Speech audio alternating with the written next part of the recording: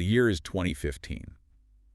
So picture the scene. We're at this wedding reception that just screams lavish perfection. Right. You've got cascading flowers, dim, romantic lighting, and you can hear that, polite clinking of champagne flutes. Total storybook setting. Totally.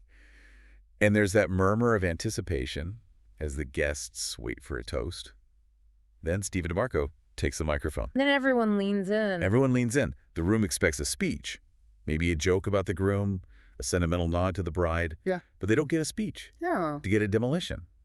In under 60 seconds, he doesn't just ruin the night, he detonates 8 years of secrets. It's an explosion. It is. Next thing you know, the groom is tackling the best man into the wedding cake, frosting is flying everywhere, and trust is just shattering. The cameras didn't just flash, they captured a massacre. And just like that, the most toxic show on television took its final bow.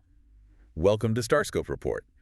This is where we uncover the stories shaping Hollywood, the music industry shakeups, and the viral scandals that take over your feed. From red carpet surprises to social media controversies, we are diving deep into the stories behind the fame. And today, we are dedicating this entire deep dive to the sudden, shocking, and, honestly, pretty devastating conclusion of Hulu's Tell Me Lies. Yeah, devastating is the right word. It is the morning of Tuesday, February 17th, 2026, and if you haven't checked your socials yet, just brace yourself. We're asking the core question that is keeping the internet awake right now. Why?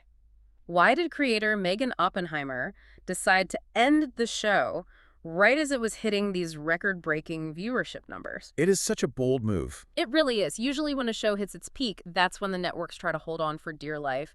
But this is something different. A strategic exit. It feels almost as calculated as one of the characters on the show. Exactly. So let's jump right into the headline that just broke the internet. This series finale no one saw coming. And to really get the weight of this, you have to look at the numbers. Right. This wasn't a show that was, limping to the finish line or getting quietly canceled on a Friday. Not at all. It was sprinting. If you look at the metrics, the season 3 premiere generated 5 million views globally in its first week alone. 5 million. And that's up 150% from season 1. And social media engagement, Ugh. which is really the currency of the streaming era. It's everything now. It was up 580%. This was a toxic hit at the absolute height of its power. Exactly. In the laws of television economics, numbers like that usually guarantee a renewal. It's practically a law of physics in Hollywood. You don't kill the golden goose when it's laying platinum eggs. You renew it for season 4, you spin it off, you sell the merch.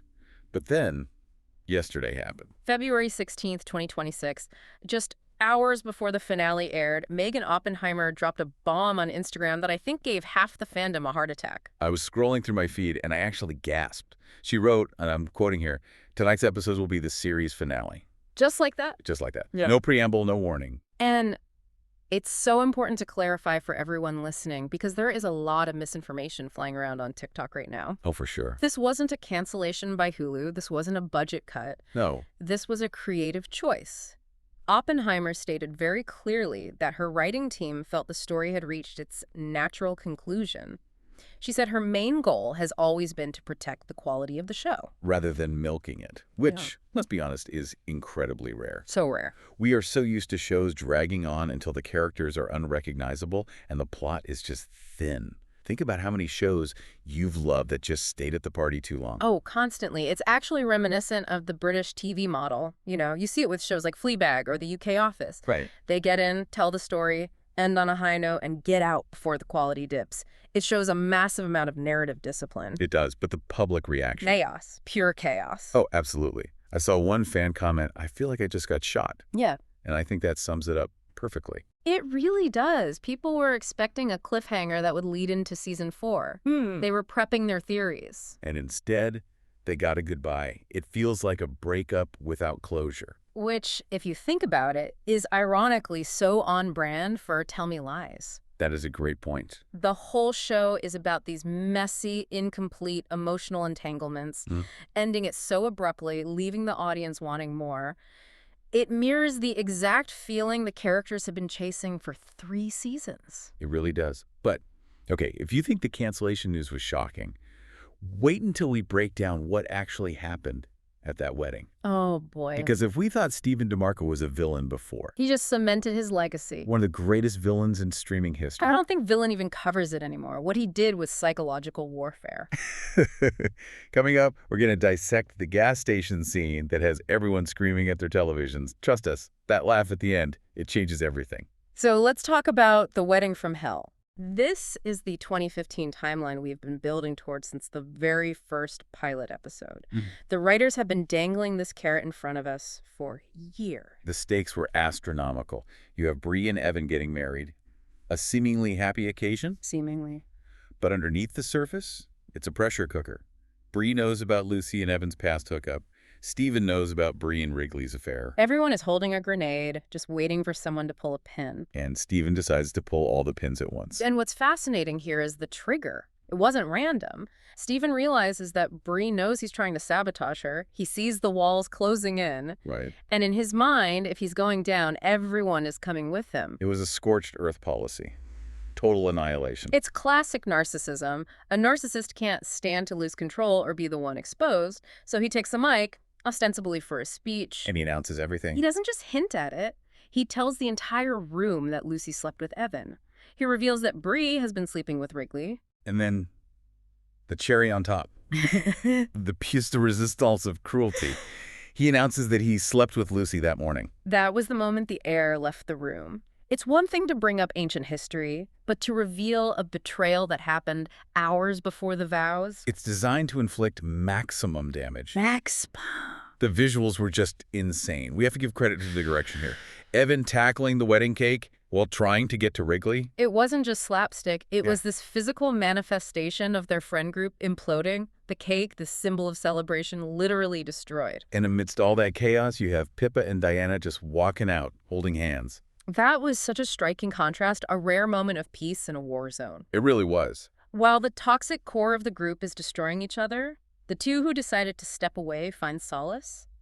But the twist that really got me, the one that makes me question everything about human psychology, was the aftermath. Yes. After humiliating her in front of everyone she knows, Stephen tells Lucy to leave with him. She does. She gets in the car. She gets in the car. Despite the humiliation, despite the destruction, she gets in the car. It's that addiction theme we see over and over. They are trapped in this cycle. It's sunk cost fallacy, just Right. weaponized. She feels like she's already lost everyone else, so she might as well go with the devil she knows. But then we get the final scene. The gas station. Oh, this scene. I think I held my breath the entire time. They stop for gas. Lucy goes inside to get a coffee, doing something so mundane after a life-altering event. And when she comes out, Stephen is gone. He abandoned her. He blew up her life, isolated her from everyone, severed every tie she had, and then he just drove away. It's the ultimate discard phase of the abusive cycle. It is. And this is the moment that has everyone talking. The reaction. Lucy doesn't collapse. She doesn't scream. No. She stands in that parking lot, realizing she is completely alone, and she laughs. That laugh is so loaded, it is going to be analyzed in film schools. Oh, for sure. It's not a happy laugh. It's a laugh of realization. It's what some call a hysterical realization. She finally sees the absurdity of her own choices. It's the moment she realizes the joke is on her. But also that she is finally free, even if it's in the worst way possible. It's terrifying and liberating at the same time. It reminded me a bit of the ending of The Graduate, but darker. That what now look. Exactly. Stephen won the battle by destroying everyone, but he drives away alone. Lucy lost everything, but she's standing there finally seeing the truth. It begs the question, in a war of toxic love, is the only way to finally win to be the one who cares the least? That is a chilling thought. If you're reeling from this finale as much as we are, hit that subscribe button. We're tracking all the potential spin-off rumors, and you won't want to miss what's next. But here's the thing about that wedding explosion in 2015. It didn't happen in a vacuum. Right. To understand why Stephen pulled that pin, we have to look at the bomb that was built back at Baird College in 2008. Because the finale didn't just give us the future, it rewrote the past. Completely. So let's go back to 2008, Baird College. Lucy is spiraling. She's obsessed with the idea of destroying Stephen's future. She wants to take him down. She's operating on pure vengeance at this point. And she pulls a kamikaze move. She does. She goes to the Yale representative to confess about Stephen's behavior. But in doing so, her own confession tape. The one where she admitted to lying about Chris to protect Pippa? That tape gets leaked to the whole campus. And the consequences are immediate and severe. Lucy is expelled. She loses her education, her reputation, her entire future path, and naturally she blames Stephen. And why wouldn't she? Stephen gaslights her into thinking she leaked the tape herself during a mental break. It's peak gaslighting. He spins it so she questions her own sanity. Right. But the truth was just devastating. It wasn't Stephen. It was Bree. Bree, our sweet, relatable, I just want everyone to get along, Bree. Became the Dark Knight. It completely recontextualizes her character. Yeah. She leaked that tape as revenge because she found out Lucy slept with Evan. It was calculated. It was so sneaky. It proves that the toxicity wasn't just coming from Stephen. It had infected the entire group. Bree saw an opportunity to take Lucy down, and she took it, hiding behind Stephen's reputation as the bad guy. It forces you to rewatch the entire series and look at Bree so differently. She wasn't a victim. She was a player in the game. It's tragic. They didn't just drift apart. They actively destroyed each other. But there's a silver lining. Sort of. Stephen didn't get away with everything in 2008. His acceptance to Yale was rescinded. And we finally found out who reported him. It wasn't Lucy. It was Wrigley. That was such a powerful moment. Wrigley, the guy who often seemed the most lost, the one Stephen manipulated the easiest. He ended up being the moral compass. He reported Stephen for harassment and distributing intimate images. It was revenge for his brother, Drew. Finally, someone held Stephen accountable. It's amazing that Wrigley was the one to land the blow. But we have to check in on the others. Oliver, the Predator professor, played by Tom Ellis. He escapes consequences, protected by Marianne. A grim reminder that in this world, some villains do win. The show doesn't give us a fairy tale where every bad guy gets punished. But we do get one happy ending. Tippa and Diana, driving off together. The only pure love story in a show full of lies. They drove away from the toxicity, literally and figuratively. They chose each other over the drama. We've talked about the endings, but is it really over? Later, we'll discuss the spin-off rumors Meaghan Oppenheimer dropped that might keep this universe alive. But first, let's look at the legacy this show leaves behind.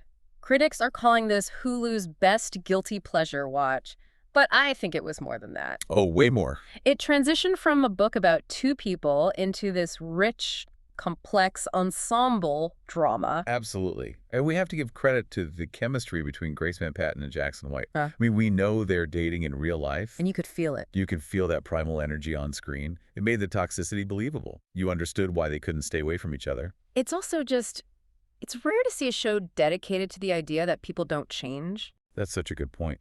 Usually TV is about growth. We want to see the character arc where they learn their lesson. Right. And this finale proves these characters are stuck in their patterns. That's the tragedy of it. The finale confirms that none of them really learned. Stephen is still a narcissist. Lucy is still drawn to the fire. Bree and Evan are still hurting each other. It's a bold storytelling choice to just say, sometimes people stay broken. It challenges the audience. We want redemption, but reality doesn't always offer it. Not at all. Now, about the future. Meaghan Oppenheimer mentioned that the theme of toxic relationships is universal. She did hint at spin-offs. There is a lot of potential there. Could we see a new cast at Baird? Or maybe a prequel? I saw some fans asking for a deep dive into Bree's parents. Oh, that would be The interesting. universe she built is rich enough to sustain it. But for now, the story of Lucy and Stephen is done. And maybe that's for the best. I think so. It ended on a high. It ended on its own terms. So let's recap this wild journey. We went from a college romance to a psychological thriller about accountability or, well, the lack thereof. And the title, Tell Me Lies, really paid off. In the end, the biggest lies weren't the ones they told each other. No. They were the ones they told themselves. Stephen drove away alone, and Lucy was left laughing in a parking lot. It begs the question, in a war of toxic love, is the only way to finally win to be the one who cares the least? That is a chilling thought. But maybe the real win is just getting out of the car. You've been listening to StarScope Report, where we uncover the stories shaping Hollywood, music, and pop culture. Thanks for tuning in, and don't forget to subscribe for more stories that keep the stars shining.